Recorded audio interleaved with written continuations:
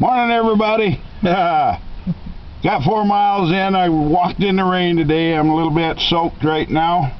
We decided to shut her down, and hopefully it'll clear up a little bit today. But Myrna and I, we was talking on our last break here about our heritage, how it's not being taught to our youth and young adults. You know, it's kind of funny how when Myrna and I were growing up, there's a little town called Medora. That's where I started my walk to D.C. The man who started that really got that town going was a guy by the name of Schaefer.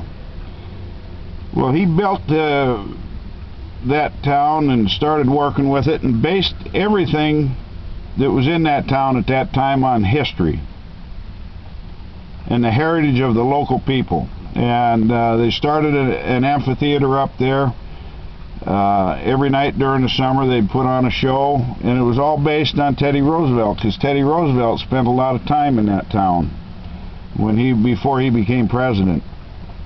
And there used to be some gunfights downtown, you know.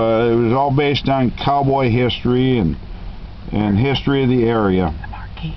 And the Marquis de Moors, who came over from France with his wife Medora, and that's how the town got its name of Medora, was because of his wife.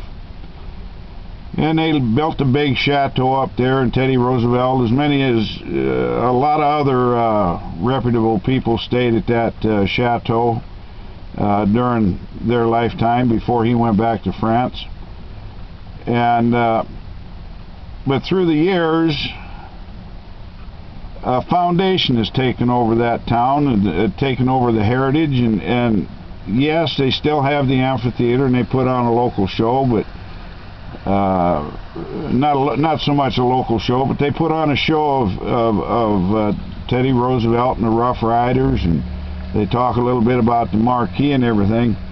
But the flavor of the town has changed. It's become so much more commercialized and so much more business oriented. We've got gift shops there and things such as that. And when I was growing up, there used to be a rock shop. A guy who went out and collected rocks, and he'd cut them up and polish them up and sell them right there in town. Local craftsman type thing. Well, nowadays the shop owners, well, they can get their items for sale. They buy them from Japan or wherever else, China, and they can buy them so much more cheaply overseas than they can from the local people, because the local people have to charge so much more because of taxes and because of the high expense rate of doing their particular craft. So a flavor of the local heritage has been lost. To me, that's kind of sad. But we were thinking about, see, Medora is a seasonal town. It's mainly open during the summer months, the 3 summer months, June, July, and August, and it pretty much shuts down in September. And we got to thinking, well, how can Medora be bigger? Well, in today's world, with the price of gas and the bad economy and everything, well, people are going to start going on their vacations in a more local manner. But what I mean by that is they're going to go to places that are close to home, because they can't afford to go out to these far away, like to Disneyland or Disney World in Florida or Universal Studios, places like that. People just aren't going to be able to afford to do that, so they're going to have to look for more local places. Well, Medora has been searching and have done a lot of their business over the past 30 years, or 20, 30 years, something like that. They've been catering to tourists that come along the interstate, and from people far away, New York, Texas, California, Washington, all this, you know, states that are far away. Well, because of the economy the way it is and the way that people are going to stop traveling so far away for their entertainment, Medora is going to have to search out for more local people again to help their town survive and the foundation survive. And we got to thinking, well, how can they do that? Well, they have to cater to the youth.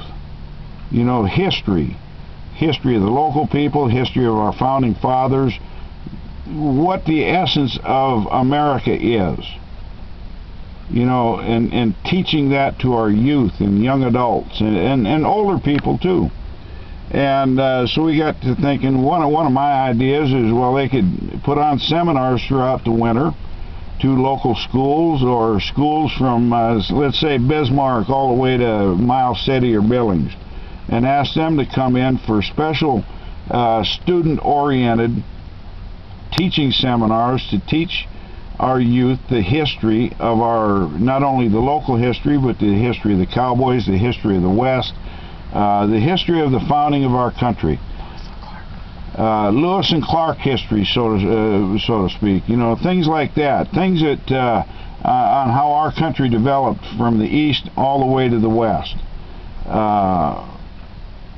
And I think that a lot of local communities within our country are going to need to focus more on their local people rather than rely on people coming from outside the state or outside the area to come in and put money into the local economy. They're going to have to rely on the local people a lot more. And I think that that's one of the things that's been happening in Medora, is they've concentrated so much on people from outside the area that they're going to lose. They're going to have a loss. Maybe not this year, maybe not next year, but somewhere down the line, especially if that cap and trade tax goes through. Well, anyway, these are just the meanderings of an old man again, a wet old man. So I'm just going to let you go right now, and God bless you. God bless America. Remember, send me an email at woodsman6119@yahoo.com. That's WOODSMAN6119@yahoo.com. Or check out my YouTube videos, which this will be placed on. It's Woodsman6119. That's Woodsman, WOODSMAN6119 on YouTube. God bless you. God bless America. And be safe if you're traveling. And just remember our troops, because they're sacrificing a lot for our freedom and safety here in the U.S. God bless you. Bye-bye.